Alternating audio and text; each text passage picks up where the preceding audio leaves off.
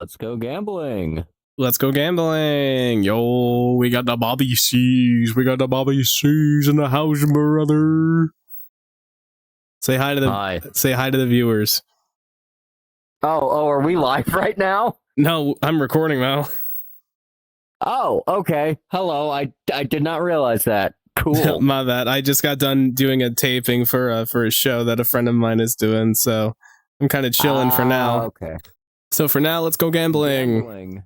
Yep. Yay. Okay, so if you don't know what this game is, it's basically gambling simulator with like really cute things happening all around. Bobby, why don't you tell us about how harmonycon was a couple weeks ago? Gosh, where do I even begin? harmonycon was so much fun. Oh yeah, no doubt. I mean, probably the most fun I've had in a long time. For those of you that don't know, Bobby over there does a lot of game shows in and around the Brony community. He does a lot. Like he does Trivia Trot, he does My Little Millionaire, which is a parody of Who Wants to Be a Millionaire. And you've been running Millionaire for how long now? 13 years, since 2013.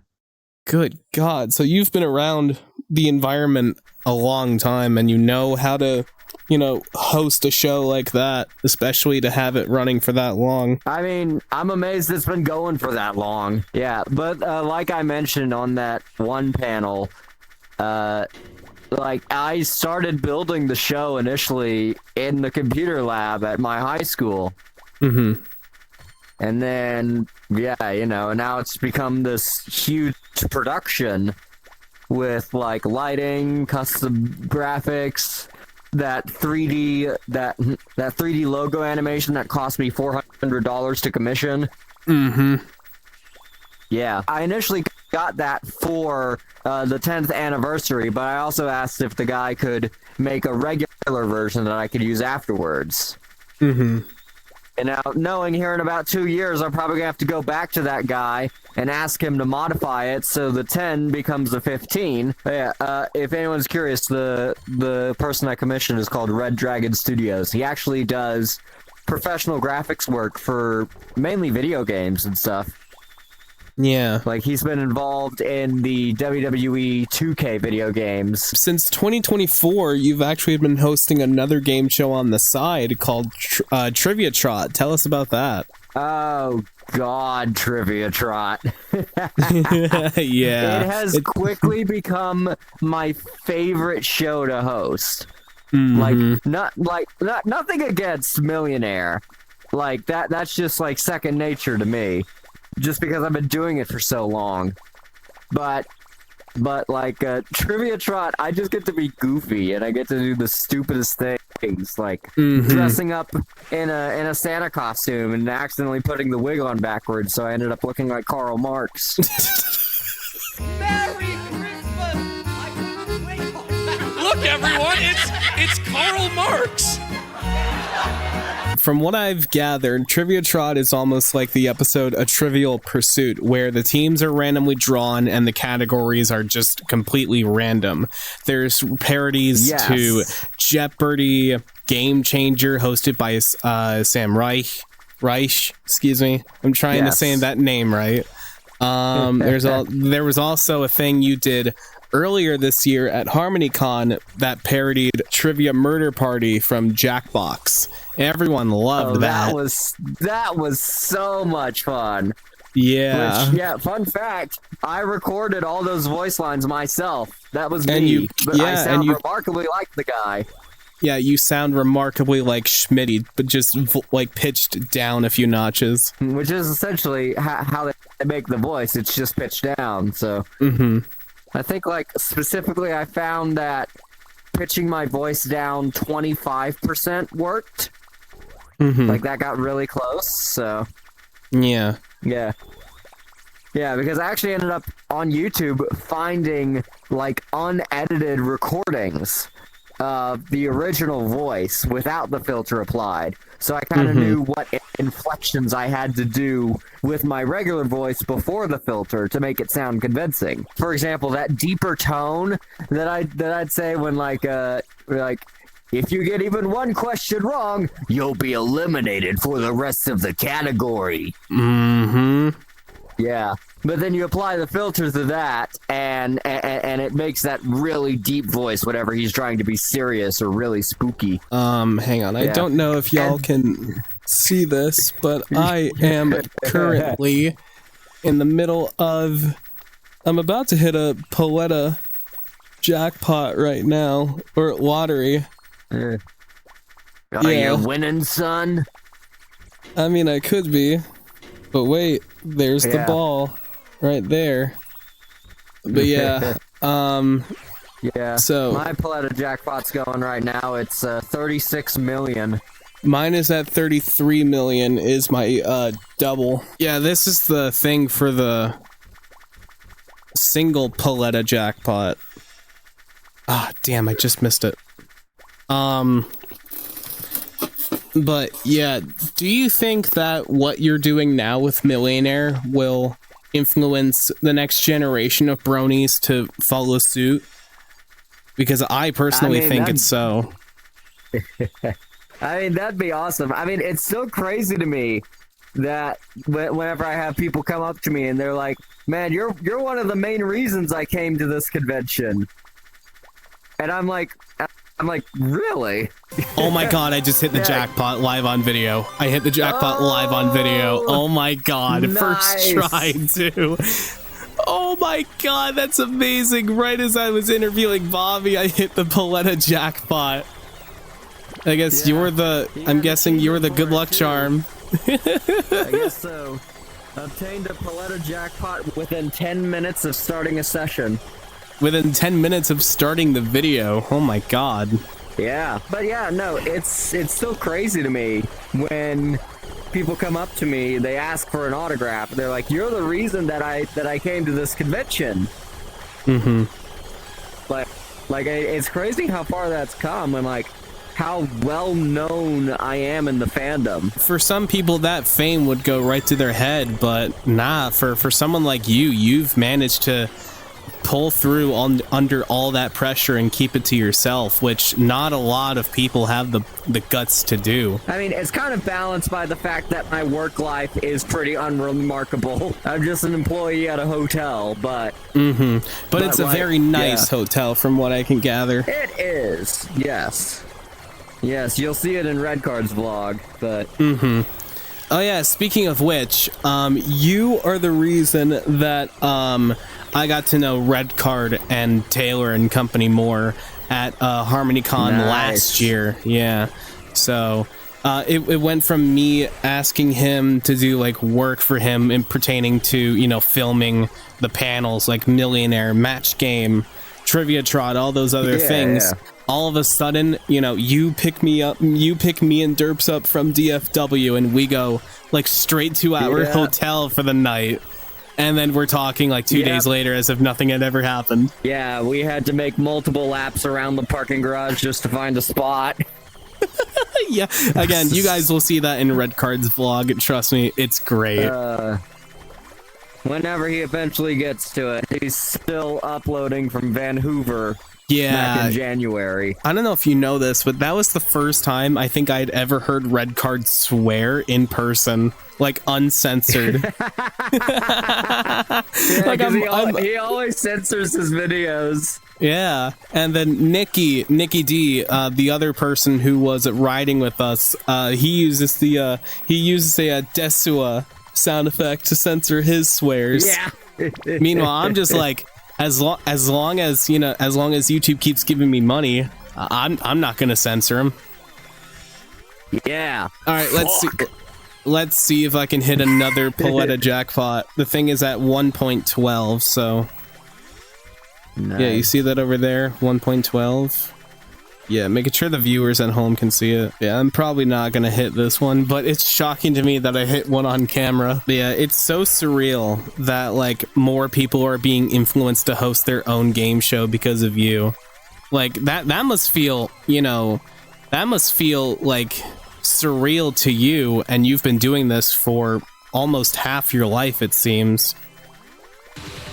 Oh yeah, no, cause like I noticed once I brought like once Millionaire made the main stage at harmonycon, I noticed a large uptick in the number of game shows being hosted at harmonycon. Particularly What the Horse, which is currently in production now. Which I have swept. We got What the Horse 3-peat so far. Yep, at harmonycon. So congrats on that, by the way. I am that good at being funny. Yes, apparently even with an age filter, you find a way. Yes. Yeah. This response has been blocked by harmonycon's moderator. That's not PG. Oh my god, I remember the crowd going absolutely like I brought that. Yeah. I brought that chant in from WWE because WWE crowds would do that a lot when they were heavily in their PG era. Yeah. And I did that at Everfree Northwest because it's a PG con, and now that's spread to any PG event like at all. So yeah. So the fact that it went from WWE to pony conventions, again, that must feel weird to you, but also kind of like relieving in a way, because that just unlocks a whole new window for fandoms to collide. For example, during this year's HarmonyCon, one of our friends, Goken, brought in a championship belt that was that he drew or made.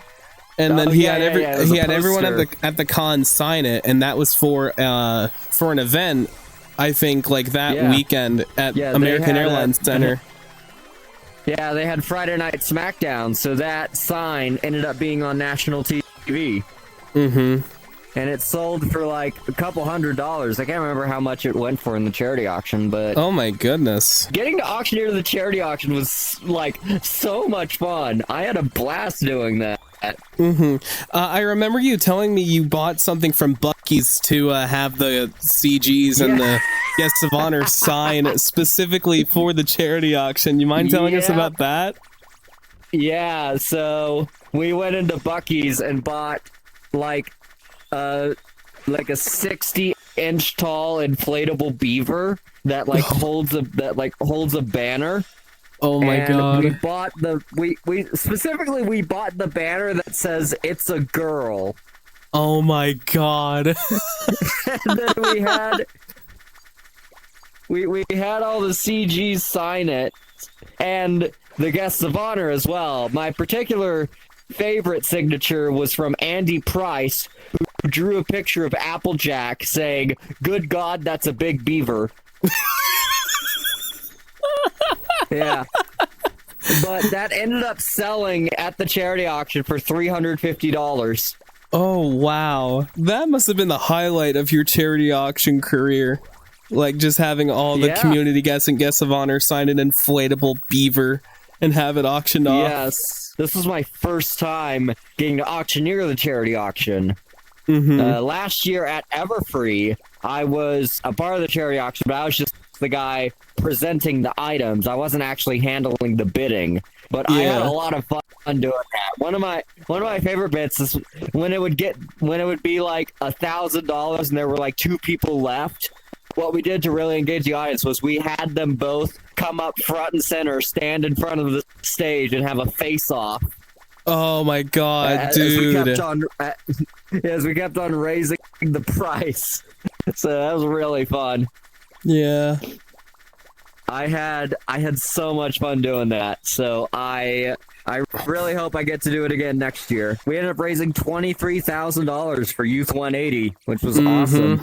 Yep. In fact, actually, afterwards, their social media team sent us they actually sent us a little graphic that they put together thanking HarmonyCon for what we did for them. While he's doing that, I do want to preface that I did mention this during the vlog, but This year's HarmonyCon also broke an all-time attendance record. You want to tell us about that? Like and subscribe.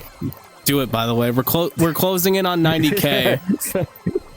Okay, but yes, we got 1,630 attendees at this year's convention. Yeah, so the original record was set back a year prior, and it's only going up from here. It was the like, original, it was like 1,200 last year. 1282, I think, was the exact number. Yes.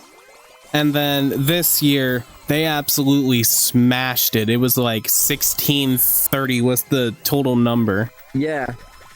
Yeah, that's like I think more than a 25% increase. Don't quote me on that. I'm not good at math. For those that don't know, I'm also a staff member at HarmonyCon. I'm on the design team, but I also kind of help them plan because I've worked at that venue, so I kind of have like local contacts and stuff like that. But yep. To the point now where we are going to be having serious discussions with the hotel to expand and use more of their space next year. I don't know if you were able to make it in for closing ceremonies, but we had to start turning people away because there were too many people in that room. Oh my god. Events. Yeah, I was able to get in like right before the end of the charity auction. I think there were like 4, maybe 500 seats. But still, that leaves over 1,000 that would have been standing.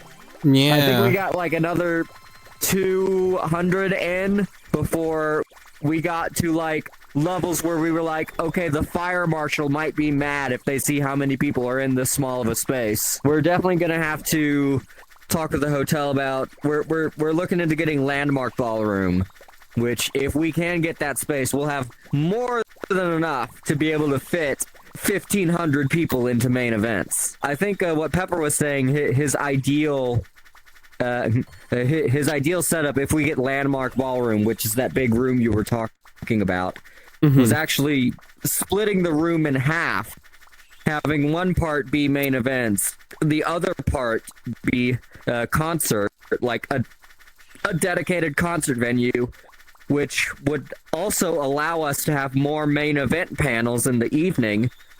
And then the former room that was the current host of main events would become an expanded vendor hall. I think just because of the space, like we were only able to accept about a third of the vendors just because of like how those, we only had enough room for like 45 tables in that room, but we had like well over 100 vendors apply to the con. So yeah, I guess that concludes this little interview. You want to tell everyone where they can find you? At conventions, because I do have a YouTube channel that is Bobby Sees, but I've not uploaded to it in a long time because work has kept me really busy. So I do YouTube shorts occasionally, but it's been a long time since I've done a long form video. So there's that. Yep. So if you want to know what Bobby's up to, or if you just want to support him and all the work he does for the Brony fandom, go check him out. I'll leave a link in the description to his YouTube and whatnot. And go subscribe to my channel I barely use. Good. Good. All right. Thanks for watching. Like and subscribe if you enjoy. Thank you. But yeah, thanks for watching. We'll catch you next time.